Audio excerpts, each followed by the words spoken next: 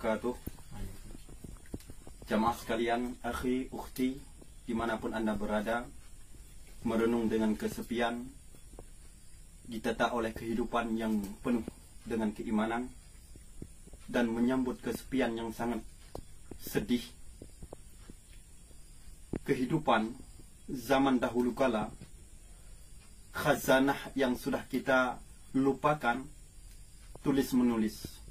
Ulama salaf ketika menata kitab lebih awal daripada menata kehidupan, karena kehidupan yang cerah dan cermin, jernih, bagaikan cermin yang putih ketika kita bercahaya, ketika kita bercermin, sama seperti rak kitab yang dirapikan oleh kitab-kitab ulama salaf. Menjadi pertanyaannya, di dalam kehidupan salafiyah, apa yang sudah kita lupakan dari khazanah ulama salaf? Tulis menulis.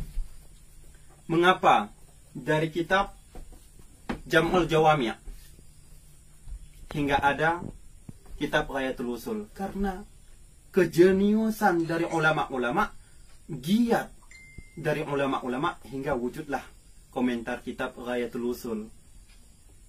Dan juga ada dari kader-kader regenerasi, wujudlah dari tulis-menulis mereka, disebut dengan kitab Thariqatul Husul, karya Muhammad Ahmad Sal Mahfud, ulama Indonesia. Dari kitab-kitab Ghayatul Usul juga ada komentar dari tulis-menulis kegiatan mereka sehari-hari di pondok pesantren.